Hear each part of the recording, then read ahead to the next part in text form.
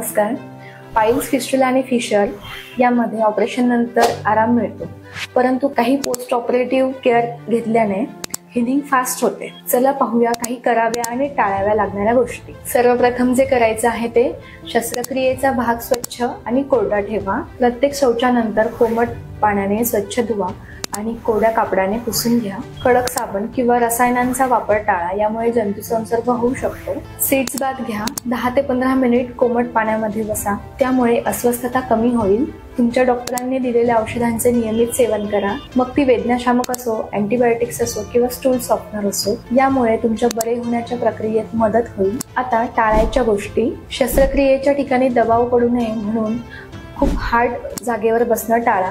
जर बसायचंच झालं तर कुशन घेऊन मग बसा. तसंच काही आठवड्यांपर्यंत जड उचलणे किंवा 2 व्हीलरवरचा प्रवास, शारीरिक कष्ट घेणे टाळा, त्यामुळे तुमच्या हिलिंग मध्ये डिले होऊ शकतो. आणखी एक महत्त्वाची गोष्ट म्हणजे तुमचा आहार. फायबरयुक्त आहार घ्या, ज्यामध्ये फळे, हिरवे पालेभाज्या आणि पाणी हे समाविष्ट करा. यामुळे बद्धकोष्ठता होणार नाही आणि पोट साफ करताना ताणही द्यावा लागणार नाही.